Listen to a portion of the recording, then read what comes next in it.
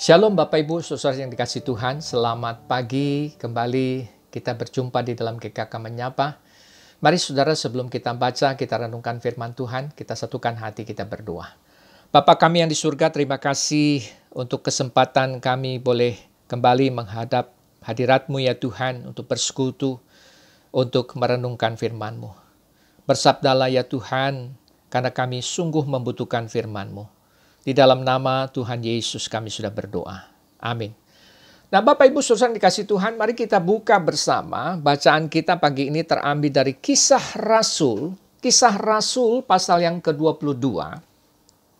Kisah Rasul pasal 22 ayat yang ke-22 sampai pasal 23 ayat yang ke-11.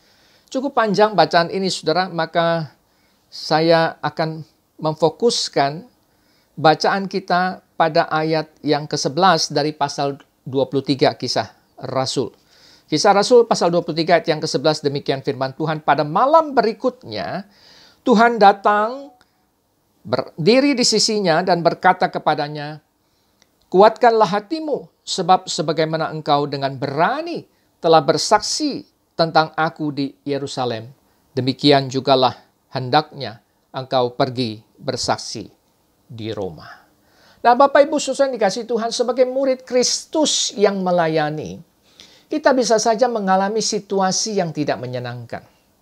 Namun demikian saudara, tetap ada hal yang positif yang dapat dilakukan. Seperti halnya kesaksian Paulus di dalam Kisah Rasul pasal 22 ayat yang ke-22 sampai pasal 23 ayat yang ke-11. Lalu dari bagian ini apa yang bisa kita renungkan saudara? Yang pertama, pelayanan Paulus ditentang orang-orang Yahudi. Nah dari Kisah Rasul pasal 21 ayat yang ke-27 sampai yang ke-36, kita jadi tahu saudara bahwa apa sebabnya Paulus ditentang. Sesungguhnya Paulus adalah orang yang sangat giat memberitakan Injil saudara. Tetapi apa yang dilakukannya itu malah dianggap menentang bangsa Yahudi dan hukum Taurat mereka, bahkan bait Allah. Tuduhan ini sangat serius saudara. Dan ironisnya, ada begitu banyak orang Yahudi yang mendukung tuduhan itu dan mulai memukuli Paulus, bahkan merencanakan untuk membunuh Paulus. Nah saudara, dari situasi sulit yang dihadapi Paulus ini, kita belajar saudara bahwa melayani Tuhan itu tidak selalu mulus dijalani dan diterima. Memang betul kabar baik yang kita beritakan, yang kita sampaikan. Tetapi belum tentu diterima dengan baik oleh semua orang. Yang kedua saudara, Paulus tetap bersaksi walau dalam situasi sulit. Lalu bagaimana Paulus meresponi situasi sulit itu, saudara? Menyerah dari pelayanan? Tidak, saudara. Paulus hadapi situasi itu dengan tetap bersaksi. Ia mulai menceritakan siapa dirinya dan perjumpaannya dengan Kristus. Dan kemudian dia diutus untuk melayani.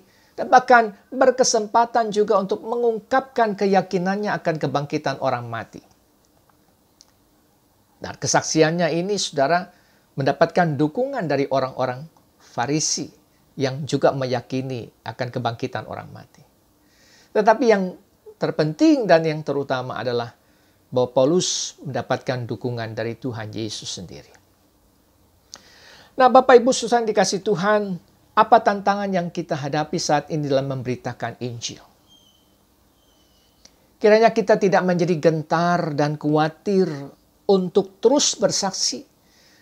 Karena kita sungguh yakin ada penyertaan Yesus. Dan ada Roh Kudus yang senantiasa mengajarkan kepada kita akan apa yang harus kita sampaikan. Kiranya Tuhan memberkati firman-Nya. Amin. Mari kita satukan hati kita berdoa. Bapa kami yang di surga, terima kasih untuk segala berkat-Mu lewat firman Tuhan yang kami baca dan renungkan. Mari ya Tuhan, meteraikan itu. Dan tolong kami, topang kami untuk bisa menjadi pelaku-pelaku dari firman Tuhan. Berkati juga seluruh kegiatan yang kami mau jalani hari ini ya Bapa. Biarlah kami boleh menjalani itu semua dengan menghidupi kebenaran firman-Mu.